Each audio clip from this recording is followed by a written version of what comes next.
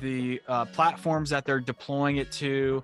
You know, you maybe have testing what that looks like, but you're understanding like their current deployment of what they do publicly, so that you understand as a consumer what it looks like, what it feels like, how it interacts. Then when you get into the organization, you start like literally writing out. Here, I'll do this. We'll do another drawing. Let's do it. I'm excited. It's like if we're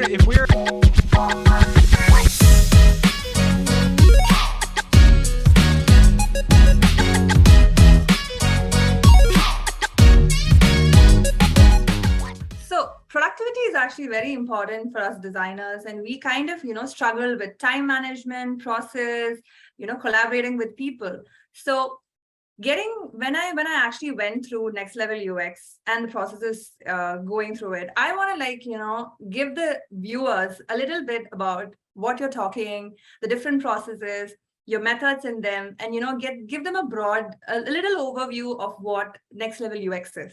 So let's start with clarity. The one thing that I really like when you talk about clarity is people, process, purpose, and projects. So these, actually caught my eye, and the importance of that in our basically getting to know the whole process of clarity. So can you elaborate on that and help us lead through this talk? Yeah, I think a really great place to kind of anchor the thought into why clarity is so important. Why is it something that, like, as a product designer, as somebody coming up as a content creator, anybody in the space, like they need to be able to understand this category really well. And it's actually the first it's like the first chapter of the program.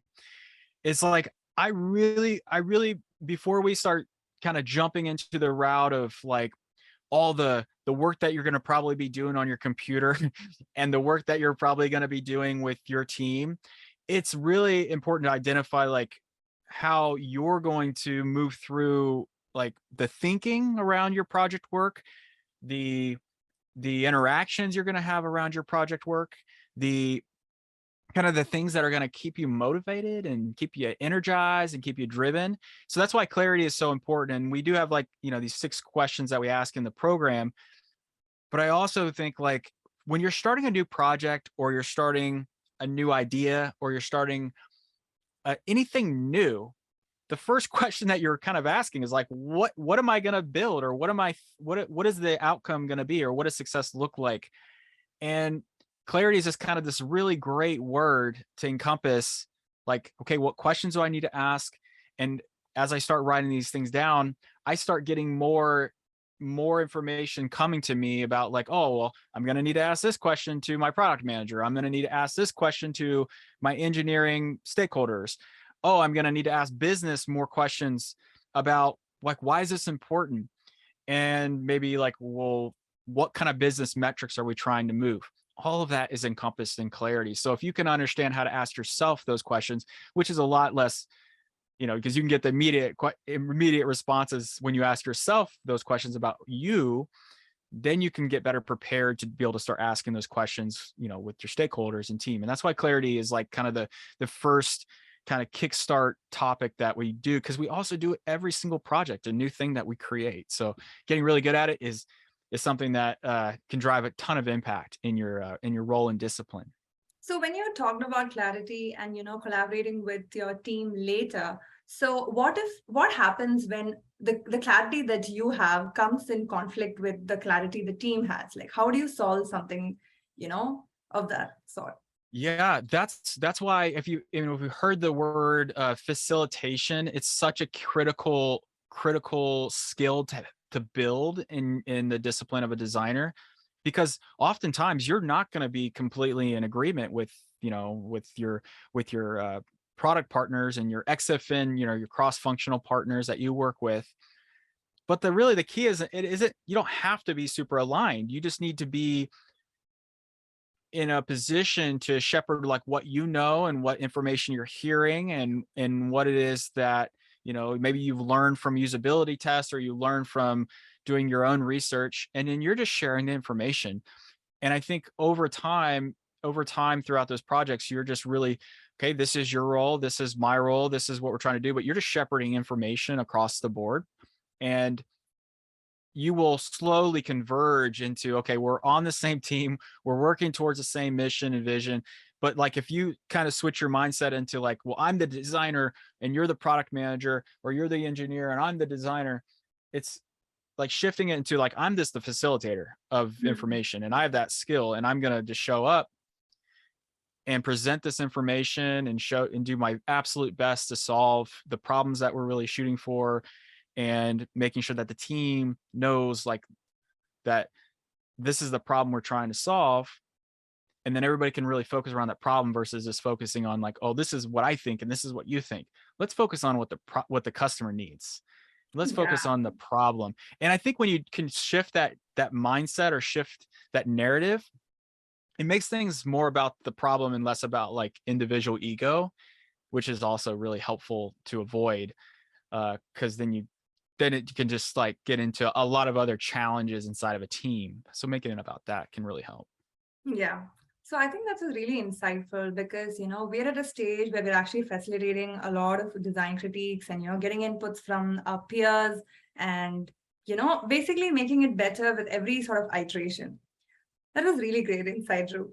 Next, let us just go into goals. So when I was actually going to the next level UX and understanding goals, one thing that you told and spoke about was better action planning and execution and doing that 1% over every week.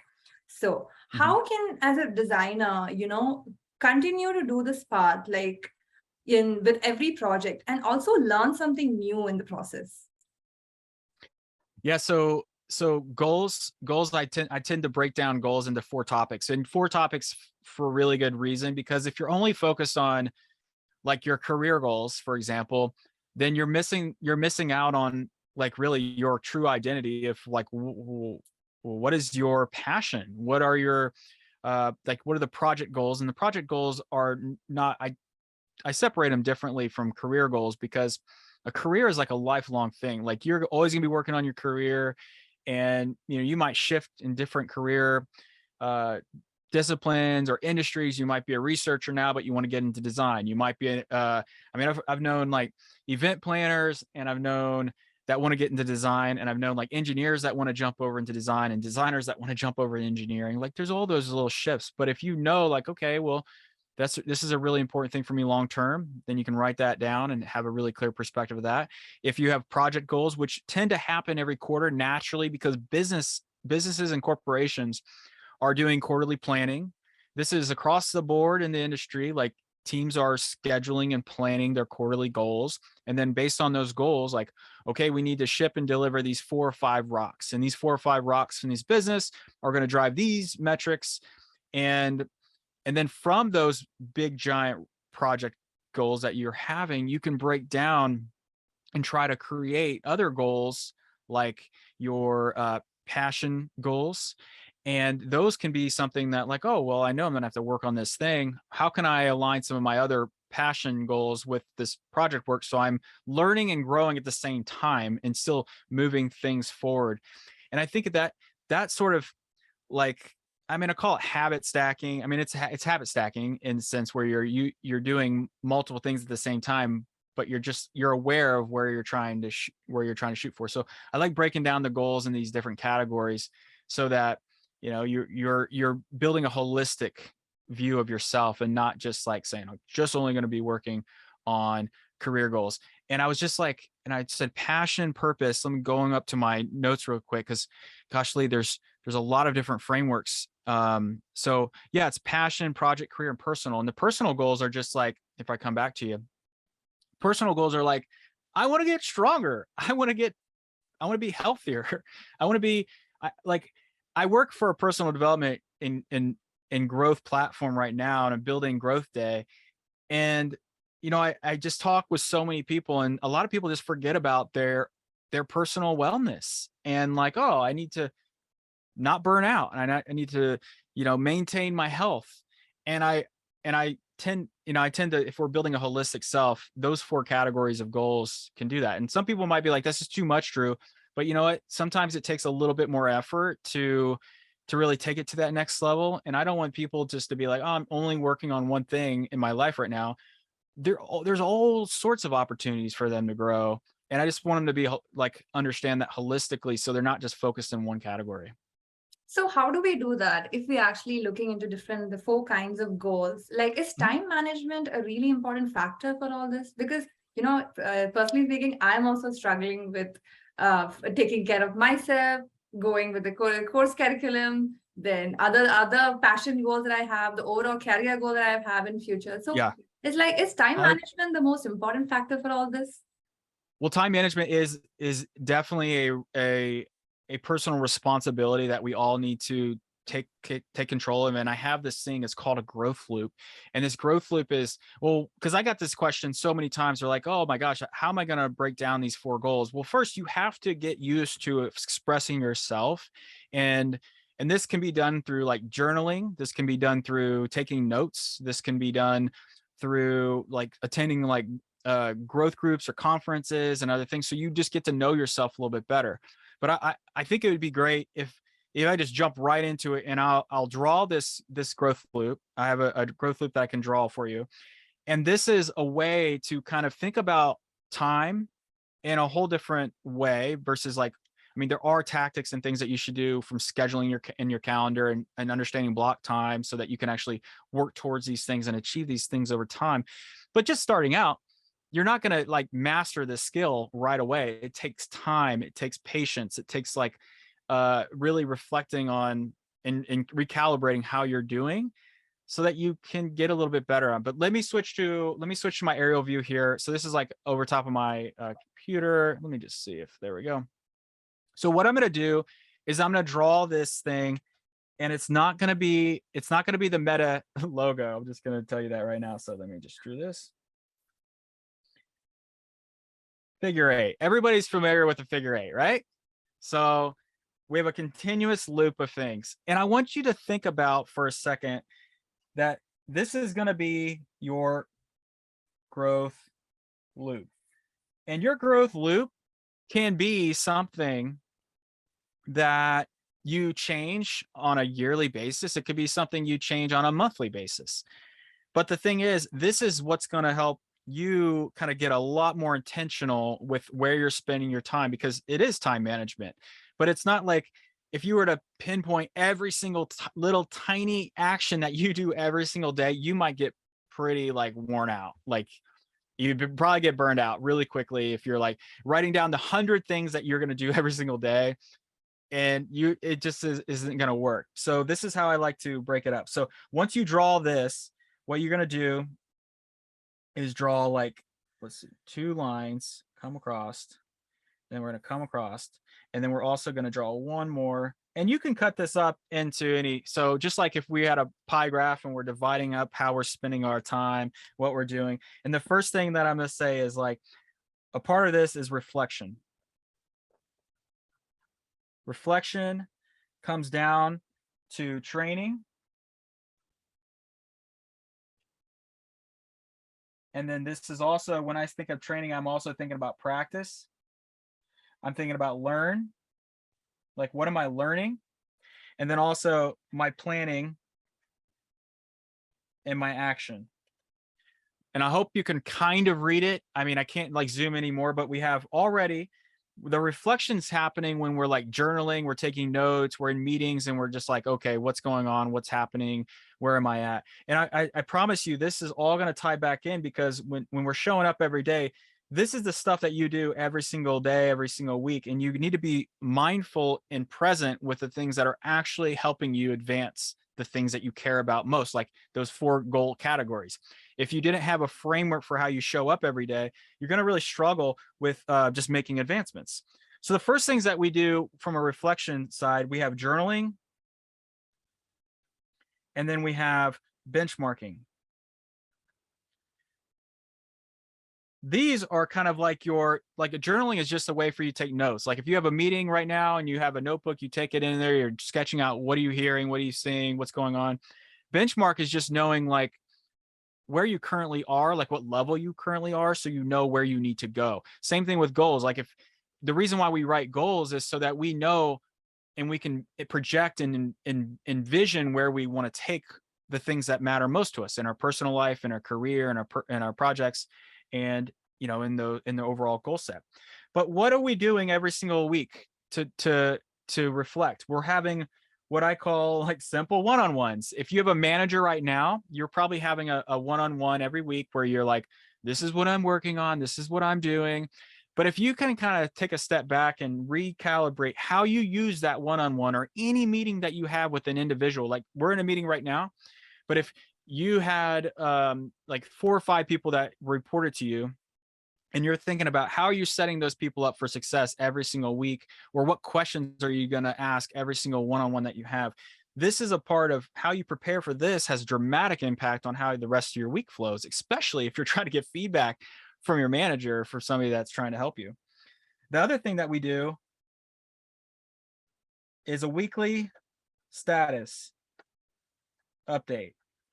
So I don't know about you right now, but in the teams and companies and content that you create, how are you making sure that because if you're managing multiple people or you're leading a project or even leading yourself, you need to be able to have weekly touch points and just a weekly status update about the things that you achieved, the things that you learned, the things that you're advancing, what challenges did you have this week?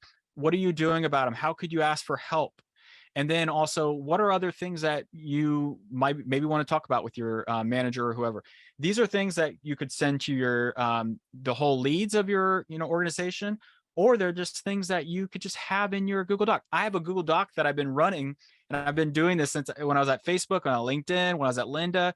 I had a Google Doc, and it would just be like answering these 4 or 5 questions every single week. What did I achieve? What challenges did I have? And it just ends up becoming like a big, giant, long private journal. And then also keeps me accountable for the things that I'm doing every week. And it might seem like total crazy to have that sort of level of focus and attention, but it is journaling, and it's a way for me to make sure that I'm moving the things that matter most to me. And it's been something that's really served.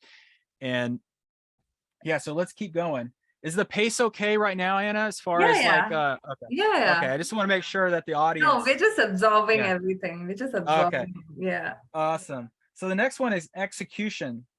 So when I have all these things that I'm doing, I'm going to have a whole series when I'm training and practicing and learning. I have a bunch of stuff that I need to execute every single week.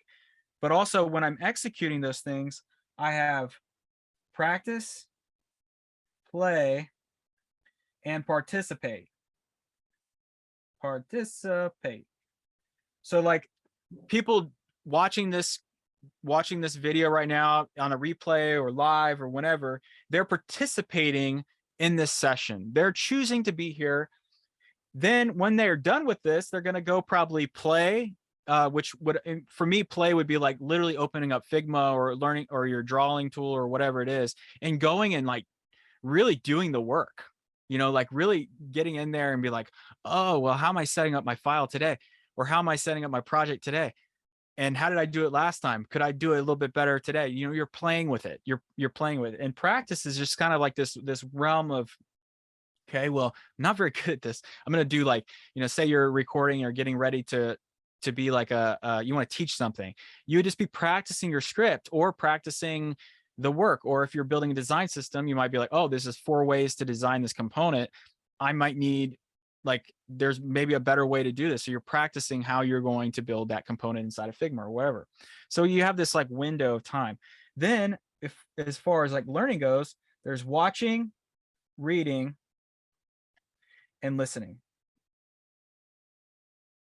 So as you go through and executing and you're doing all the work, on the flip side of this, there is this whole area for you to be able to watch, read, and listen, like, watching other people do it, or reading about what people have done in the past, or you're listening to a podcast while you work out, whatever it is.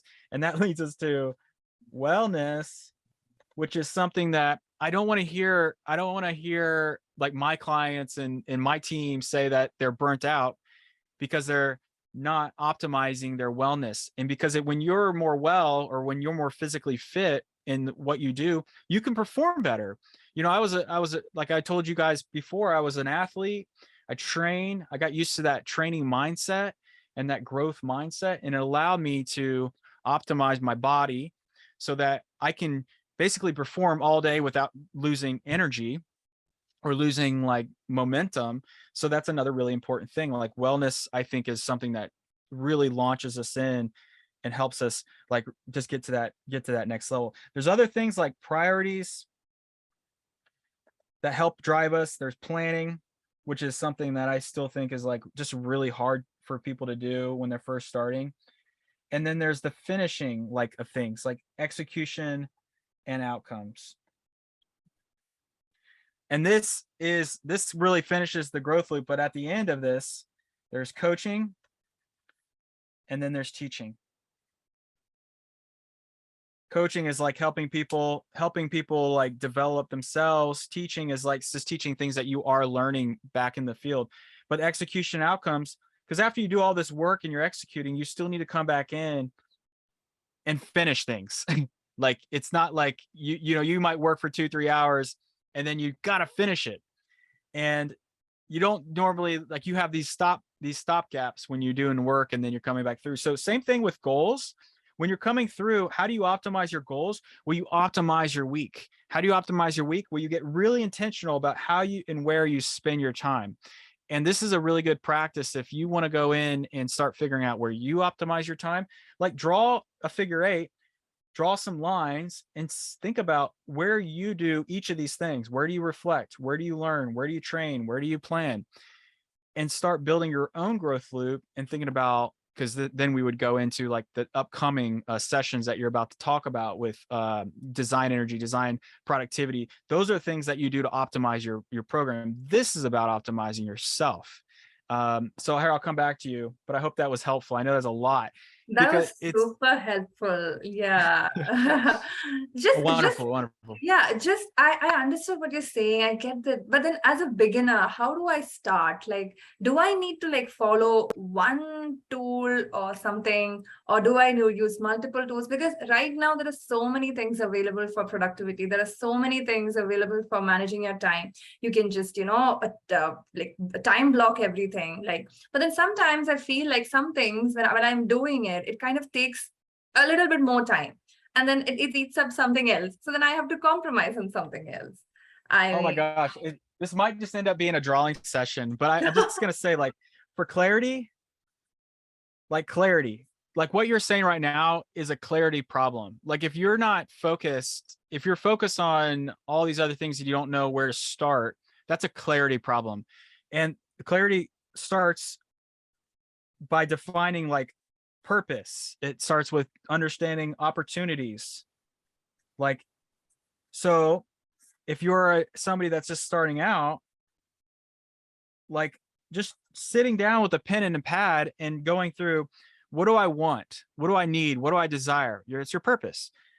What are the opportunities for me? Well, I'm living in, say you live in, uh, Pittsburgh. say you live in Kentucky or Indiana or somewhere. Pittsburgh. You got to Yeah. you got to understand, like, what are the opportunities around me? What people need support? Which people, like, what am I trying to grow in? What am I trying to learn in? Right? That's gonna give you opportunities to write, like, your goal 1, your goal 2, your goal 3, because you have to get clarity about what it is that you want and what it is that you desire. Then from your goals, you're going to start breaking down, well, like, what are my priorities for this? I can't do everything at once, but what's the most important thing? Start with the most important thing. That's your G1. And then you go in and you have G1. That's my priority. And I'm going to focus on that. And then the other half of this, or just draw. I love drawing, by the way, is like how you're like your identity, how you interact. And this is important because we're high performers. What I teach is high performance. I don't teach like mediocre. Like, it's just like you have the ability to decide how you're going to interact, what your identity is, like how you're going to show up. And you have the opportunity to write, like, what does success look like for this? And you start here whenever you feel like out of whack. So I'm going to say a designer should start understanding what these things are for what they want. That way they can choose an industry. If they're just trying to find, they can choose an industry that they're passionate about, A, B, or C. And then they come in, if they're interested in industry A, then they work on things that are all focused on industry A. and then they start building the practices, the knowledge, the information around that industry, and then they start applying for jobs in that industry in A, and then they start building. Then you had to come back in and be like, okay, well, now that I know what industry I want, how do I want to show up through all these moments? What do I need to do? What do I need to learn in this industry? And then I'm coming back. And then I'm going to come back and I'm going to refocus if I ever feel like disconnected from who I am and what I'm trying to do. And then we would just keep going down the list of things that people can focus on. But you got to start with clarity, and you got to start with understanding your goals. And you got to understand like, how do I plan the things so that I'm not being stagnant? Because I mean, even if you're a bad planner, you can get better at planning just by planning your first project.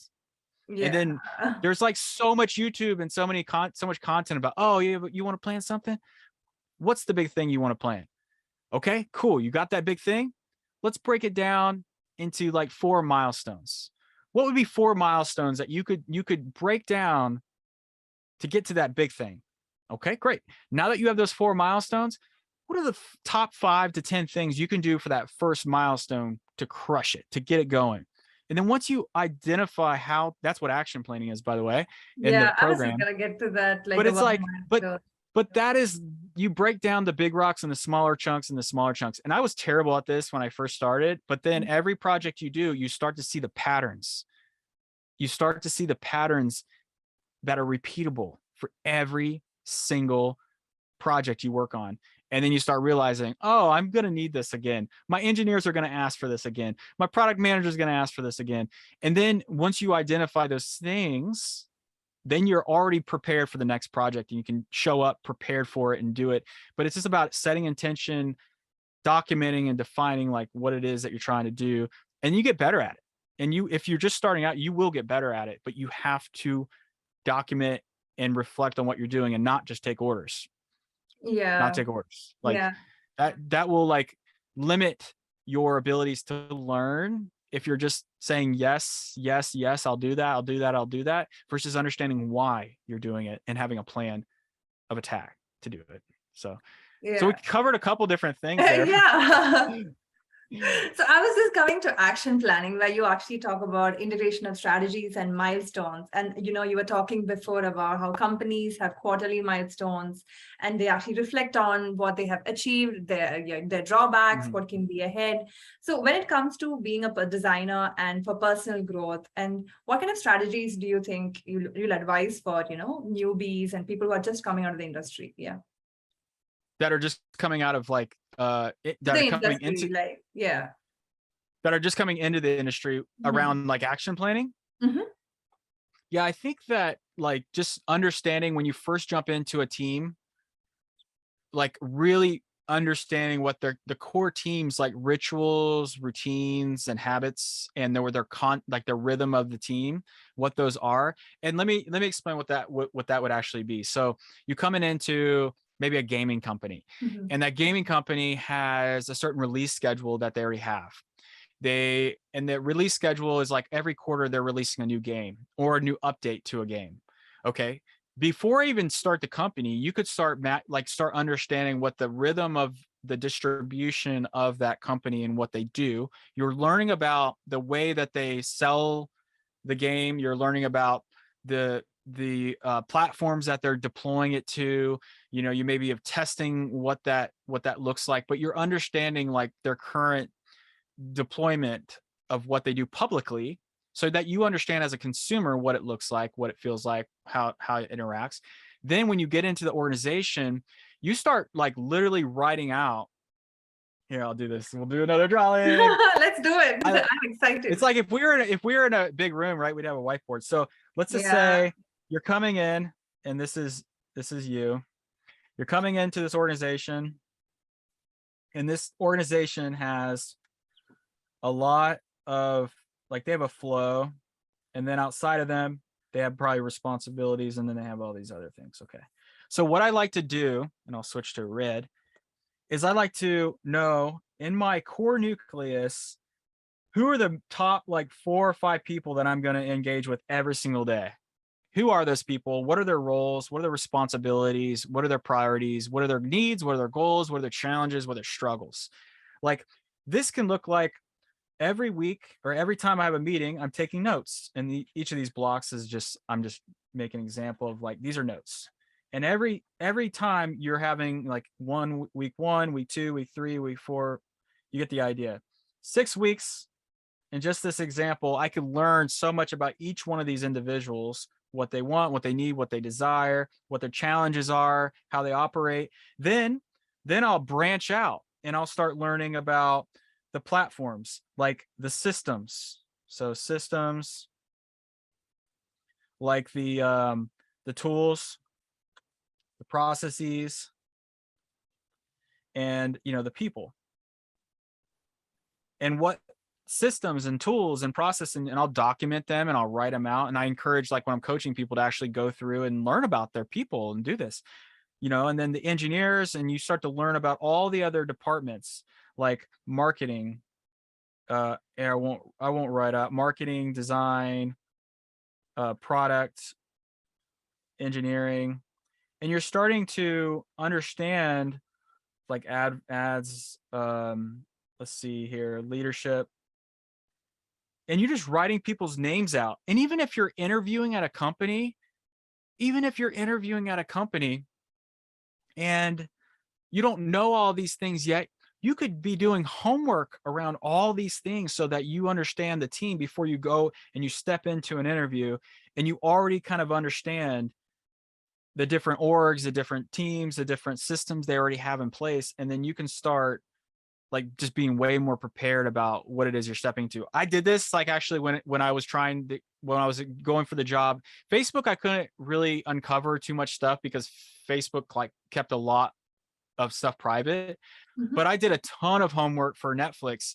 And when I started looking at like all their teams, all the organizations, all the things they were trying to do, like I was almost learning who was at their company before I was even before I was a candidate in that role. I didn't get the job, but I was understanding who they were because I was so passionate about getting that job.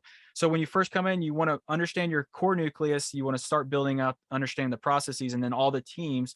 And then it might be all the outer stage might be all the other, product 1, product 2, product 3, product 4. And this is a really important way to build clarity around an organization. And this will help you understand, okay, well, now that I know all those things, then I can start jumping in when I do action planning or planning these things. I just know where people lie and what the priorities are and what they're doing. Because even if, my product team has their certain initiatives, they'll have big giant goals for you, but they won't be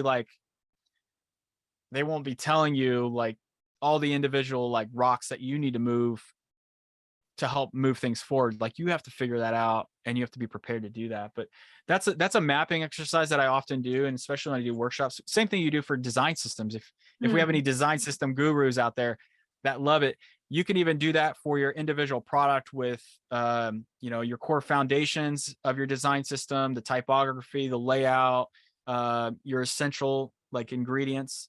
And then you can work, okay, what are the components that we need? What are the pillars that we need to support? What are our breakpoints? Just work your way out from the knowledge sharing, but you can just draw all these things out pretty quickly and get a really good grasp. And then you show it to somebody that's been there for a while and you'd be like, can you help me better understand this team or what they do here? And you can start learning so much faster. Yeah, I think this is really insightful, especially, when you're interviewing, just like the way you said, for interviewing to a company and then understanding all their core values. I think it can really help us, be prepared for the interview, as well as while going into the company to understand them a lot better. Now, coming to my favorite topic of the day, let's talk about design energy.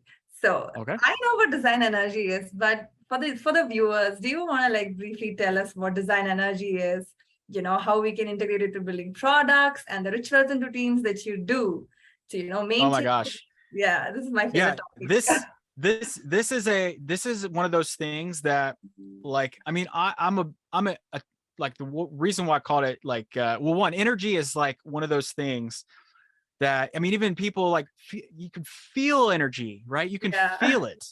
And when you can feel energy, you start to connect to like this higher energy, or this higher universal thing that helps make you feel like you're contributing. It makes you feel like you're moving something forward. And another drawing or framework that I when I'm teaching design energy, I think this is a critical part, because it's about how the flow is of your performance and the things that you're doing. Like, obviously you want to have energy when you wake up and you go to work, you go home. You don't want to just like stop having energy when you go home and then you're just like laying on the couch and be like, that was a hard day at work. No, you want to maintain energy all the time, and you want to have those downtimes. But design energy is like taking that principle and applying it to the things that you do to be a high performance designer or a high performance creator. And this allows you to, to have more impact in your team. This allows you to have more ability to, have bigger impact in your team, so that you can get those promotions, so you can raise your the amount of money you make in your role, because you're creating more impact for the team and you're doing it harmoniously. So let me actually switch again. This is going to be fun, and it will explain this a lot more. Here, let me go. Okay, this will explain it a lot more. So again, let's draw 2 circles, and you can follow along if you want to do this. So we have in, and then we have like these 2, and then we have these dots. Because every single week, we're going to have these sorts of things. And you can guess what these are going to be at the top when we come out, because it's always similar. So the 2 things that we need for, oh, I looked at my drawing up top. Okay, it's not. Oh, it's fine. It's fine. So the 2 things we have with design energy: people, and we have process. So oftentimes energy, if you have like a bunch of negative people that you work with or you interact with, right, they can be energy draining, like they can just suck your energy out. But oftentimes, like in design energy, you need to come into your projects with clarity around what it is that you're going to execute, what it is you're going to work on, what it is that you're going to, like the things that you need to build inside of Figma. Like, you're going to have craftsmanship you're going to have to worry about. You're going to have to think about like, well, why am I even building this thing? There's all these like things that you're going to need. And if you have to keep guessing what those things are, if you don't know what those things are, then it'll lower your ability to perform at another level. So the things that we really, really, really care about for process and people, the first one is we got to understand the business. And this is so critical to design energy, because you could be inside of Figma like all day long, or inside of any of your design tools. But if you're designing the wrong thing, or if you're designing something that like absolutely has no impact to the business, then you're just wasting energy. Like, you're just wasting time. So understanding the business and understanding what they need, why they need it, and what actually is the needle moving things in the business are so critical to your design energy. The second one is understanding like and this is obviously depends on the type of role you are, but I'm just going to go through all of them. So engineering, you need to understand, like, as if you're an engineer or if you're a designer or you're a part of business, you would still be looking at all these other hubs and spokes that I'm going to walk you through real quick. So we have design, we have product, we have, let's see here, we got marketing, and then we have like content. And at like lynda.com, it was really like our hub and spoke motto was really like content. And when we talk about like the 4 legs of a chair, it would be like engineering, design, product, and content. But like, depending on what your business is, like if you're more of a service design oriented business where you're doing a lot of like big giant workflows, big construction, big things, you might have like a service design department and other things. So, but basically these sorts of things, we need to really understand the people that we work with, and we need to understand their needs, their problems, their opportunities, their OKRs, or whatever their goals are. And oftentimes, like if you're new in the design industry, you're not asking what those things are because you don't think you have the right to know. Like you just like, oh, Yeah. I'm new to the company. Oh, they're not going to tell me this stuff. Nonsense. You need to know, how does the company make money? How does the company lose money? How does the company pay my paycheck? And what are the things that are really needed? What are the things we're trying to shoot for next quarter, next year? What's the vision of the company? What's the mission of the company? What are the values? We've got to understand those things, and we need to understand them for every department. Once you know this, oh my gosh, you can unlock so much more fluid design, creativity, and energy, because you really understand what it is you're trying to do. Now, this other side is really hard, because this other side takes a lot more work, even more work than the people side. But they're kind of even. They're even because they're two big giant circles. But you can decide. Plans, very important to have plans, because these plans are going to impact all these people, right? Then we have craftsmanship, the quality of our work, how we execute. Like at LinkedIn, this was one of the biggest principles, I believe, that the team was just always really caring about the craftsmanship of what we executed, the craftsmanship of what we created. And and how was it? What was the quality? Because you go to one company and the quality is really low, and you go to another company and the craftsmanship's so high, you start to see like, wow, we can be doing better. And you really want to be able to know what your good quality bar is. The second one here, or the third one, is knowledge transfer. So how you share information, how you pass this information along, like who needs to know what, when they need to know it. Like doing this is hard. Doing it at scale is even harder. Another one is collaboration. Knowing what good collaboration looks like, knowing what good communication, and knowing what good clarity is.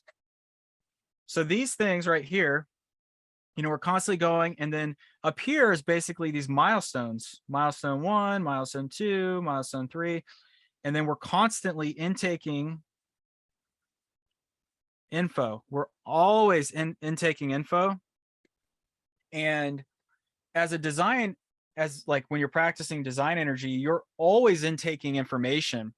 And when you're intaking information, like how you digest it and how you be able to turn it around and be like, okay, well, I'm getting all this information. Whew.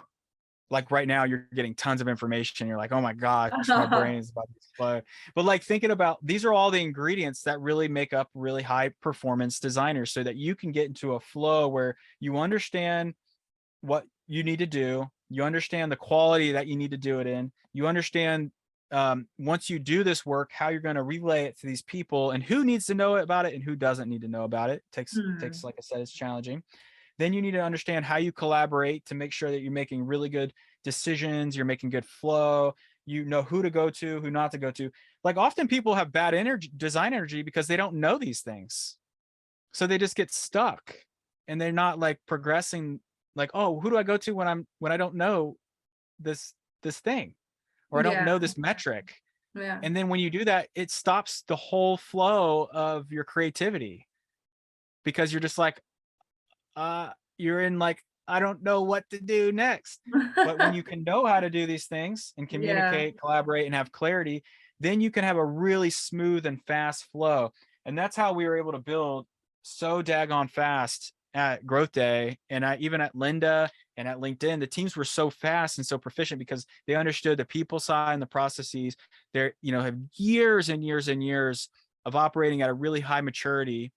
But the designers also, once the designers tapped into that, then they could follow the rituals and routines that the leadership teams put in place. And then they could flow so much faster. They know what they're going to do. They're there, boom, boom, boom, boom, boom. And this gives us like weekly turnarounds on big ideas and things versus like, quarter turnarounds on ideas and things. So it helps you move faster. Design energy. Whoa. Super Yeah, important. it's super cool. I just love it. Design energy, the term, the meaning, the process, and the rituals. Now, what I want to ask you is let me talk about rituals as well. What are the fun elements that you add so that the momentum is like, up? Because as you said, there are people who kind of like drain the energy out, but then we still need them. And then, for other tasks. But overall, how do you like maintain the energy? Do you add some fun things to do, maybe team outings or something like that, to just to keep their momentum up? Yeah, this is a really important. So this also ties into like if you're a leader and you're watching this, or even if you're new in the design, you can expect this from your leaders, which is another good thing. So like with the whole industry switching into like a remote space, like I'm in my traveling my RV studio right now. I'm like travel, so I'm not like close to my team, but I'm also going to be seeing my team in December. So I'm really excited about that. And I'm already thinking about like the workshops and activities and things that we can do to just to be in person and to feel that energy together. So a couple things that you can do to think about is like, okay, I'm sure that if you are a part of a team, you have certain weekly rituals of meetings that you have. Mhm. And these like could be a design team meeting, it could be like a Monday priorities meeting, it could be anything. But think about the concurrent meetings of your week. Write down all the concurrent meetings that you have. Then think about for these meetings, then we start getting into more like a romantic mindset where you're like, how could I like woo my team? How could I like make my team like how could I support my team in a fun, creative way? Could I Hmm. bring them cupcakes? Could I like bring them lemonade? Or could I like bring a game that we all do, like a card game that we like Alex was giving me cards, a card game in the very first episode where you could bring a card game to your meeting, and for the first 10 minutes, and you could also prepare your manager, be like, hey, for the first 10 minutes, can we do this like icebreaker card game just to like get to know the team a little bit better? Like Hmm. you can do things like that, either like pre or post, but you got to tell your manager if you want to help them prepare for it. Don't just drop it on them because then they'll say no, or they won't understand the intention or the context behind it. But like little things like that make go a really long way. Like for us, we do a Friday shout outs ritual where every Friday after our stand up, and our stand up's like, 20, 25 minutes, the Hmm. last 5 minutes, what were the big wins of the week? Does anybody want to celebrate anybody's achievements and their hard work and what they've done, just to give them some acknowledgement inside of the broader team? Like Hmm. little things like that really go a long way because it's helping one create a voice of the team and people can hear it and see it. Same thing with like retrospective after a big giant release, doing a retrospective, but not making it feel like you did this wrong. It's more like, hey, this was a great release. We did this, and this. What are some opportunities for the next release that we can do to improve the processes? What were some of the things that were just could have been a little bit better? It's like how you approach that and how you communicate that coming into the sessions makes a huge difference on how people will react and how they'll Hmm. engage with those meetings moving forward. So if you've never created a meeting for your team, think about the concurrent meetings you already have, but think about, oh, could I introduce every month a game day, or could I introduce like a scribble knots where you go in and you get to draw like, or you get to draw certain things with your team as a fun, playful game. There's a lot of online games you can do with your team collectively.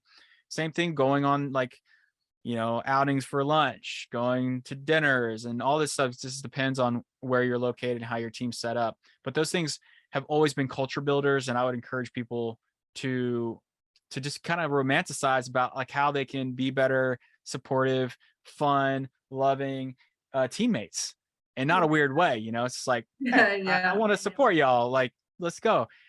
That goes a long way. Some of the Mhm. best teams that I've ever worked on were really good at it. Yeah. I think it's a really nice insight. Yeah, I think I'm gonna buy some card games and probably send some lemonade over just to woo my team to get things going. I'll try and get Yeah. back to you on that. Now, coming to One, yeah. yeah, like get them pens. Pens and markers are always big key things. Oh, Like, so stationery, like yes. Yeah. I like I have these note cards like you can buy them on Amazon. Mhm. They're like they're kind of small, but like I end up writing things like topics and things, and Okay. like Okay. make stuff. Yeah. These team members love these, and if you bring them to a meeting and just give them all out, people can take notes on them. They're super handy and super fun. Yeah. Like, Stationery shop, here I come. Yeah. yeah, exactly, super fun. Yeah. Now, the last topic that I want to discuss with you is influence and courage. But I want to start just by this quote, which I always keep in my mind. It's like, if you can dream it, you can be it.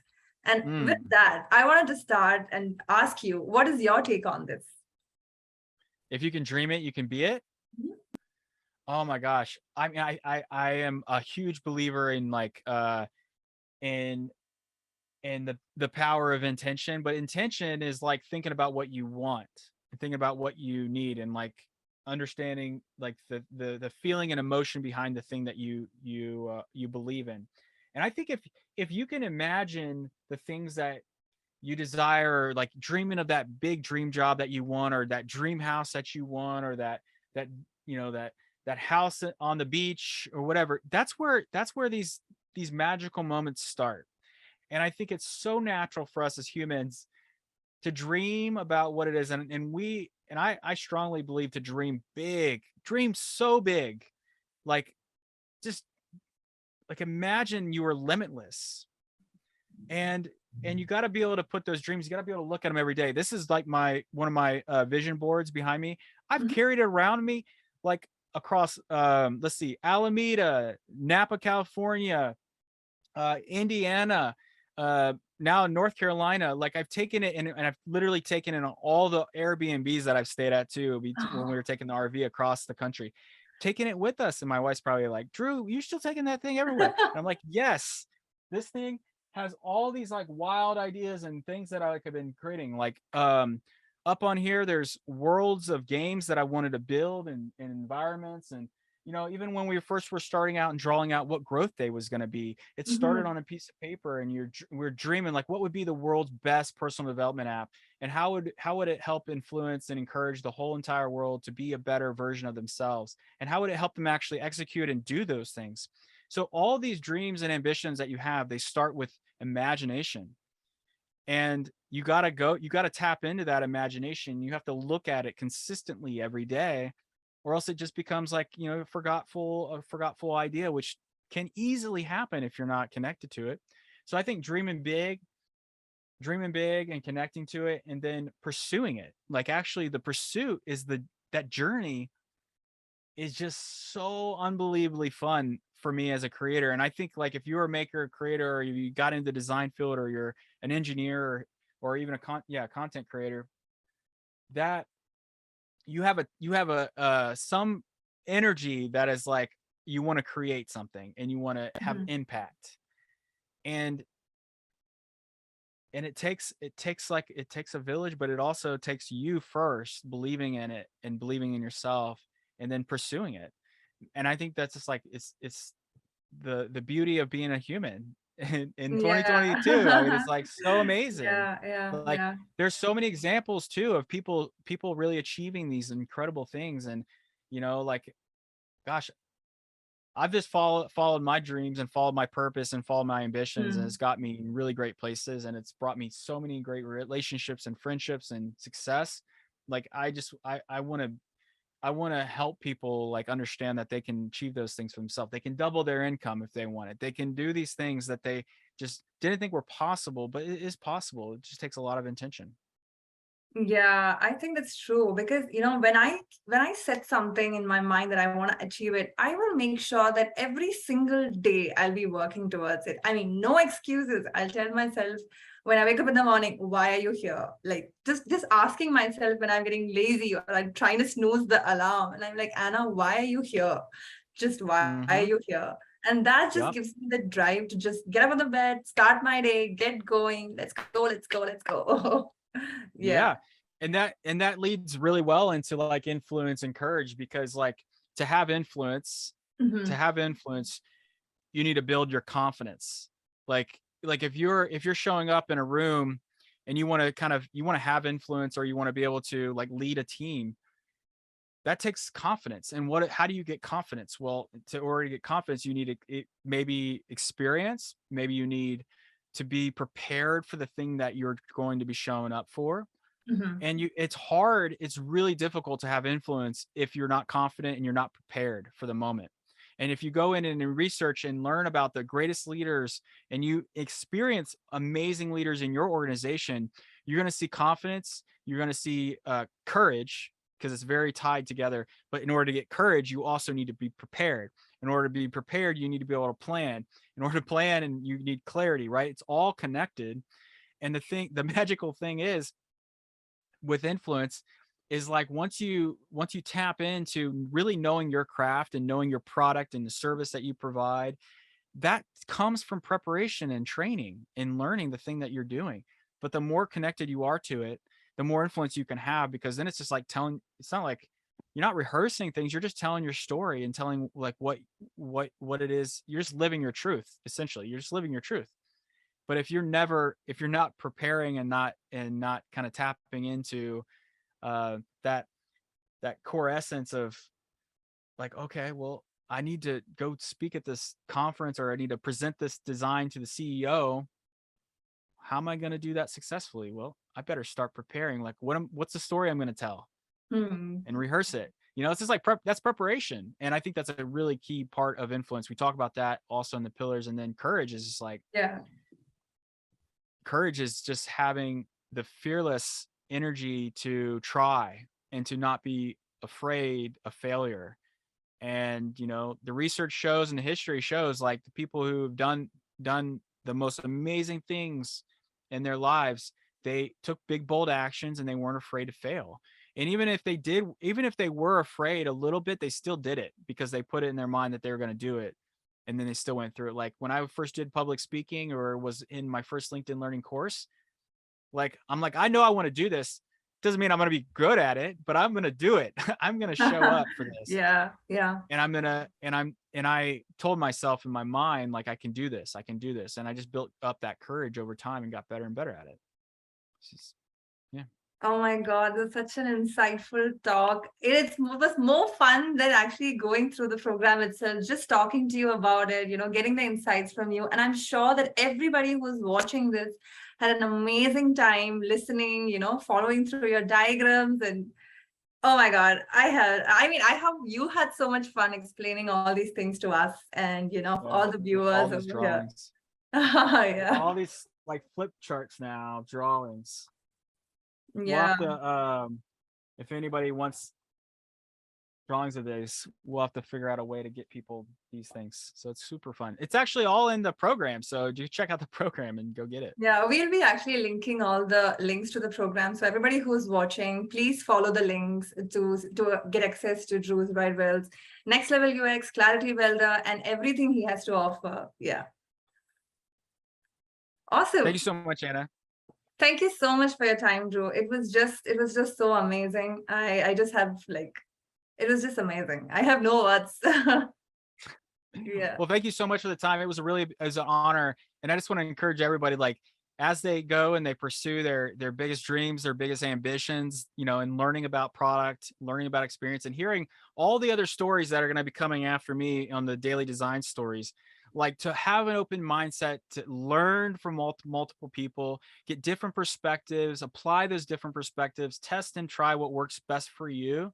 Just know that learning is a continuous journey, and you're always going to get new things coming into you. There's going to be new teachers, new mentors, new coaches, new managers, and it's all good. We're all on that same path and all that same journey. So I just want to encourage everybody to keep learning, keep growing, and just get after it. Go take control of that destiny. Go get it.